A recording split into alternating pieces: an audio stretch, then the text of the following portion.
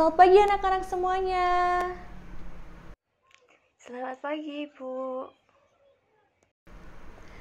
Apa kabar kalian hari ini? Baik, Bu. Semoga dalam keadaan sehat semuanya ya. Untuk memulai pelajaran hari ini, alangkah lebih baiknya kita melakukan doa terlebih dahulu. Baik, untuk ketua kelas, silahkan memimpin doanya. Berdoa mulai. Berdoa selesai. Apakah hari ini ada yang tidak masuk? Untuk hari ini masuk semua, Bu. Syukurlah semuanya masuk semuanya ya. Pada hari ini kita akan mempelajari tentang jurnal umum. Namun sebelum masuk ke materi, Ibu akan bertanya terlebih dahulu. Adakah dari kalian yang masih ingat tentang materi minggu lalu, yaitu persamaan dasar akuntansi? Jika ada yang masih ingat, coba angkat tangannya dan jelaskan kepada Ibu ya. Saya izin menjawab. Harta sama dengan utang ditambah modal. Wah, bagus, pintar sekali ya. Lalu selanjutnya Ibu mau bertanya nih, adakah dari kalian yang masih ingat tentang konsep pendebitan dan pengkreditan? Ayo yang masih ingat coba jelaskan ya.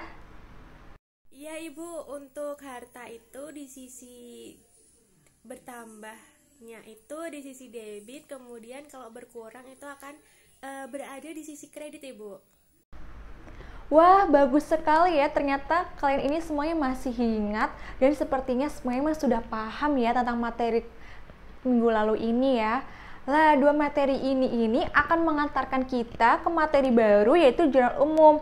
Nah, jadi kalau misalnya kita nggak memahami konsep berdebitan, pengkreditan, dan bersama dasar akuntansi, maka kita akan susah juga untuk mempelajari materi kita yang baru yaitu jurnal umum. Ya, kita masuk ke materi hari ini ya. Jadi hari ini Ibu akan mengajarkan materi jurnal umum. Nah, nanti kita akan mempelajari apa itu pengertian jurnal umum, lalu apa itu fungsinya jurnal umum, dan bagaimana cara melakukan atau melakukan pencatatan jurnal umum. Ya, yang pertama kita akan pelajari pengertian jurnal umum. Mungkin dari kalian sudah ada yang pernah mendengar apa itu jurnal umum. Nah, Ibu jelaskan lagi ya. Jadi jurnal umum ini adalah jurnal yang digunakan untuk melakukan pencatatan segala jenis bukti transaksi keuangan yang terjadi pada perusahaan pada periode tertentu. Ibu ulangin lagi ya. Jadi jurnal umum ini adalah jurnal untuk melakukan pencatatan atau tempat untuk melakukan pencatatan segala jenis bukti transaksi keuangan yang terjadi pada periode tertentu di suatu perusahaan. Selanjutnya kita akan pelajari tentang fungsi jurnal umum. Jadi fungsi jurnal umum ini ada 5, yaitu ada fungsi historis, dan fungsi mencatat, fungsi analisis, fungsi instruktif, dan juga fungsi informatif. Yang pertama yaitu fungsi historis. Nah, fungsi historis ini jadi setiap transaksi dicatat secara kronologis sesuai dengan tanggal dan waktunya. Ibu ulangin lagi ya. Fungsi historis ini jadi setiap transaksi dicatat sesuai kronologisnya, sesuai dengan waktu dan harinya.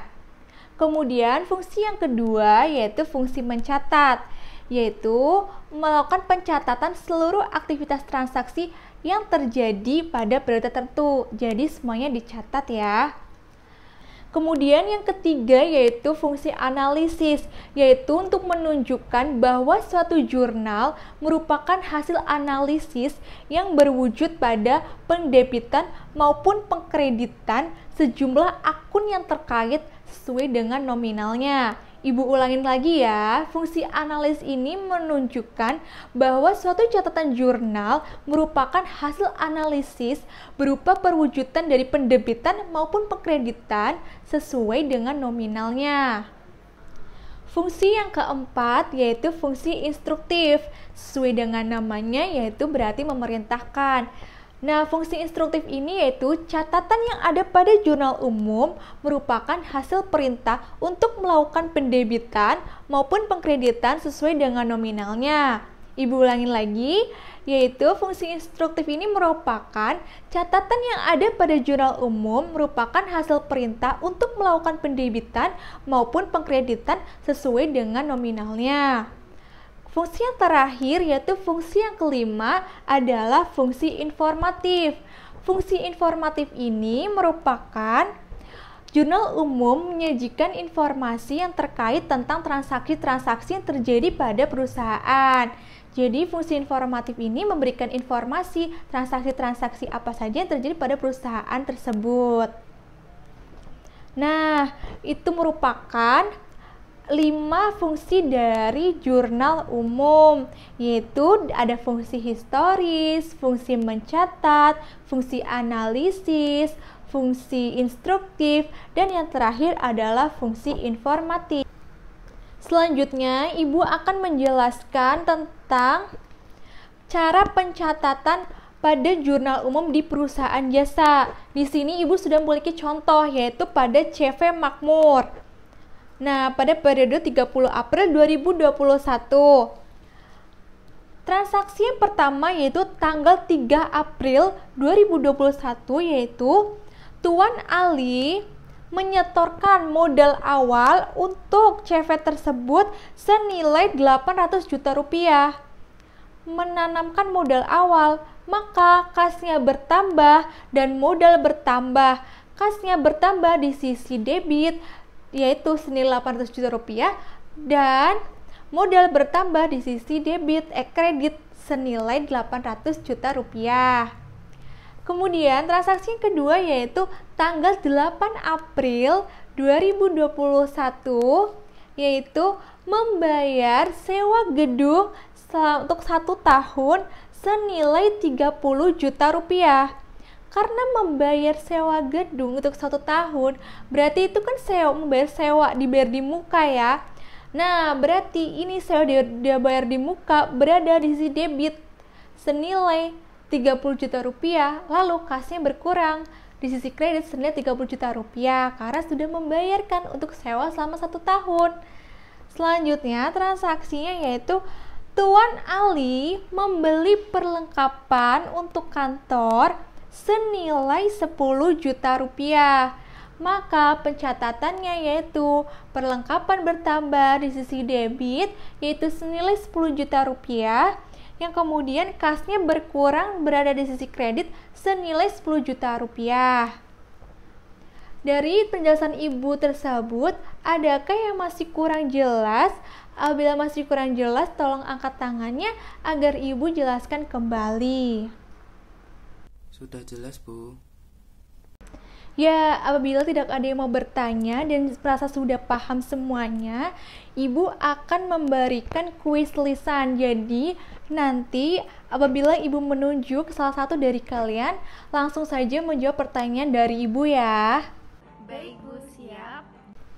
Yang pertama yaitu Tuan Ali mengambil sebagian dari modalnya untuk keperluan pribadi, maka jurnalnya adalah, ya silahkan Novel untuk menjawab pertanyaannya.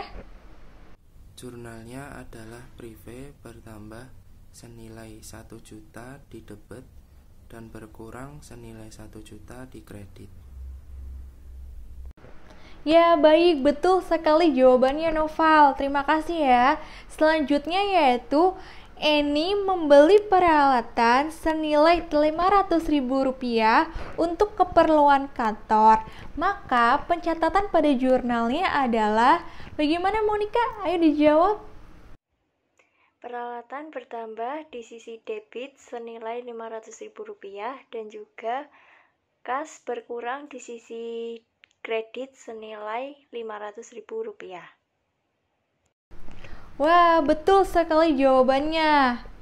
Kemudian ini adalah soal terakhir, yaitu Tuan Bima membayar hutang atas pembelian peralatan kantor senilai Rp2 juta. Maka pencatatan pada jurnal umumnya adalah, Syahrina silakan dijawab pertanyaan dari Ibu. Hutang berkurang Rp200.000 di sisi debit dan kas berkurang di sisi kredit senilai Rp200.000. Wah, bagus sekali. Ternyata semuanya sudah bisa menjawab pertanyaan dari Ibu ya. Ibu harap semuanya dapat memahami materi yang sudah Ibu sampaikan hari ini. Nah, sebelum Ibu tutup, adakah dari kalian yang ingin bertanya? Mungkin ada yang masih kurang paham, bisa angkat tangannya, tanyakan saja kepada Ibu ya. Ya, saya Ibu, untuk pencatatan gaji, untuk jurnal umumnya bagaimana ya Ibu? Wah, bagus sekali untuk pertanyaannya ya.